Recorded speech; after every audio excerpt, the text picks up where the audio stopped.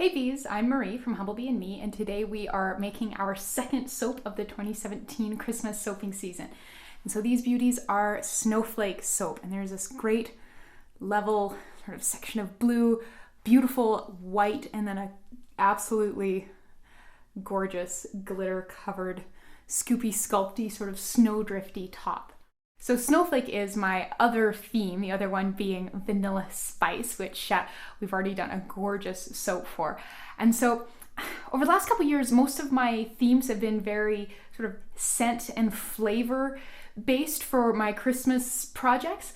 And this one I wanted to be a bit more aesthetic, a little softer in the scent department and maybe a little less specified, but more about sort of rich, creamy whites like snowdrifts and snowflakes. So sparkles like when when it first snows and you step outside and the light in the morning is hitting that snowdrift just right and it just sparkles. That sort of thing. So this theme is going to be a little bit more, I guess, a little bit more diverse. We'll be looking at softer scents, or this soap is actually unscented, and more about sort of rich, creamy white textures and sparkle and just, I've already made a couple other projects for it and I'm really excited to share them with you. In order to keep this soap really white, I made sure to use lots of white fats. So you'll find quite a lot of tallow, coconut oil, and castor oil in this bar.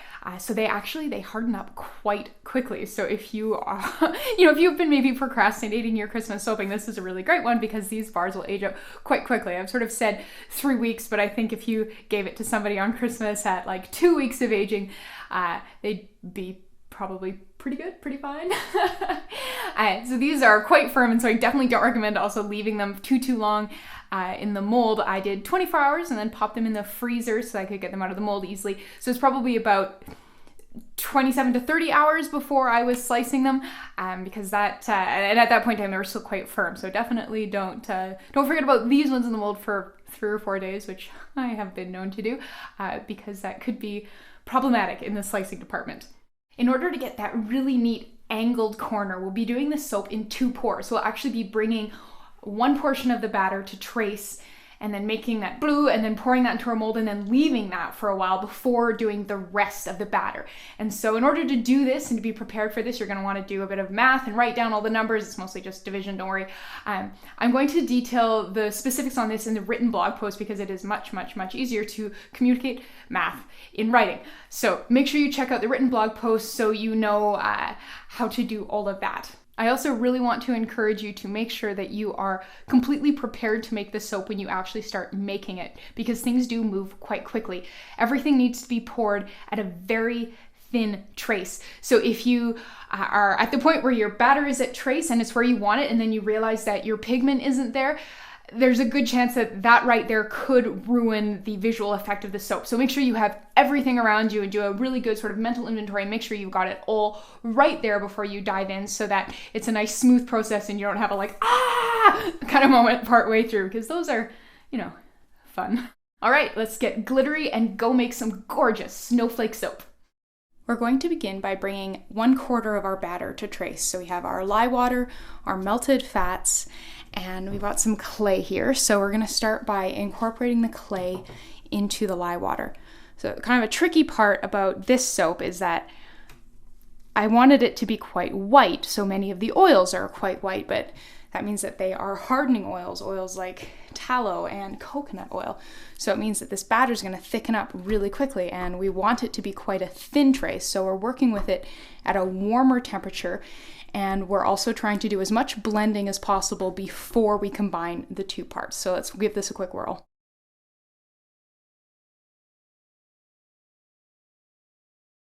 So I've already done all the math on these, so I know how much this weighs and I know how much this weighs, and so I've already done all the math and all the divisions, so I know how much I need to weigh in here to do 1/4.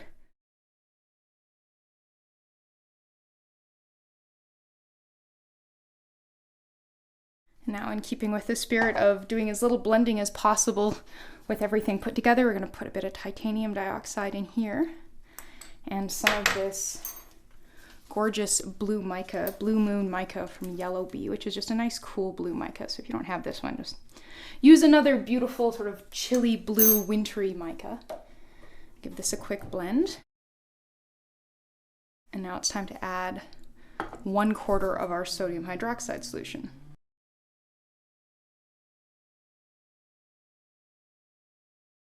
So before I bring this to trace, I'm going to make sure that our mold is all ready. So I have this silicone mold here.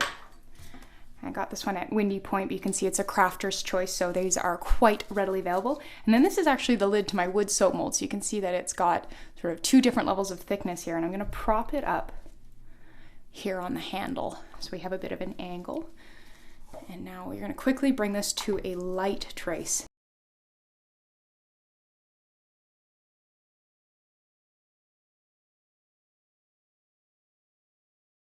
So it's really important that when you pour it, it's super, super liquid, so we get this gorgeous flat top. And now I'm going to walk away, and I'm not going to touch this for at least 20 minutes to let it set up enough that we can pour the next layer on top without damaging the base. Okay, so it's been about 20 minutes, and if we give this kind of like a little gentle, you can see that it's set. And I certainly wouldn't go in there and stab it with my finger because it is still quite soft, but it's set enough that it'll be able to hold the weight of another layer if we gently pour it on top, so we'll get nice crisp layers. So I have actually gone and rewarmed the oils in the microwave for about 30 seconds so that they stay warm, because again, we want to be able to pour this layer really easily. So we're just doing the remaining 75% of our batter, so we'll pour our lye solution in here. And a bit of titanium dioxide.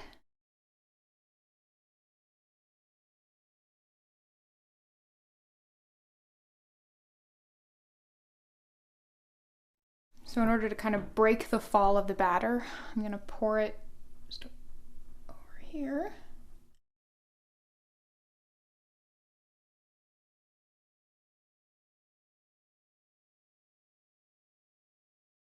Sweet. So I'm going to leave that for about 10 minutes so the top can gain a bit of viscosity so we can do some fun scoopy sculpty stuff with it. All right, so it's been about 10 minutes and you can see that this isn't, completely liquid anymore. The high end of our blue layer is over here, but it's about 1 inch below the surface of this soap. So I'm not too worried about accidentally poking it, but I gotta be careful not to just, stab right in there. So let's kind of get the top moving again. There we go. All right.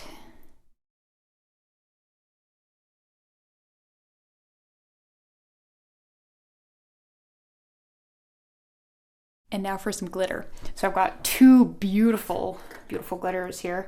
So this is the gorgeous iridescent mica from Windy Point, and oh my goodness, it's so pretty. And then we have the Snow Queen mica from Humblebee.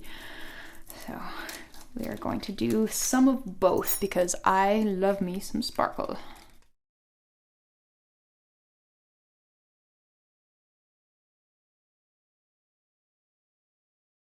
Okay, I think that might be enough. There's actually a ton of glitter on there, and I'm so excited to see how these bars look when they are sliced.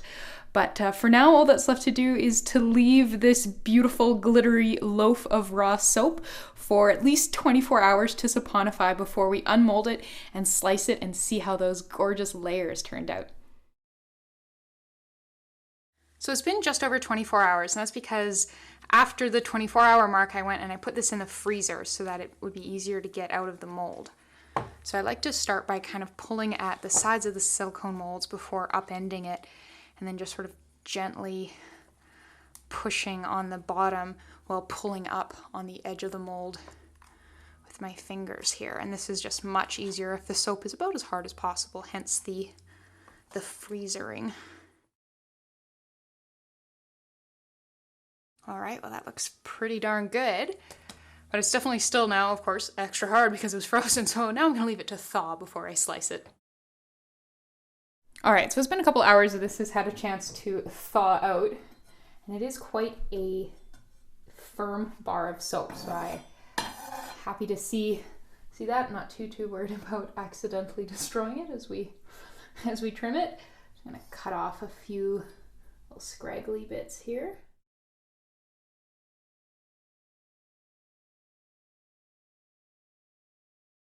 Gorgeous. You can really see that nice, sharp blue section. Ooh, exciting. So something I'm doing between cuts is actually wiping down the knife with a damp microfiber cloth. I found that this is much more effective than just using a normal cloth. It really gets your knife nice and clean before cuts.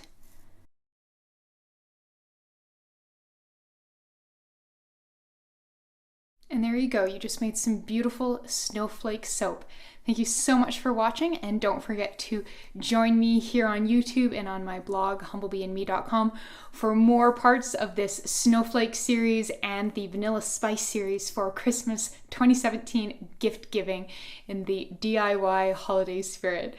Don't forget to check the description box below for full details on this recipe and the link to this recipe on my blog where there are even more details. See you next time.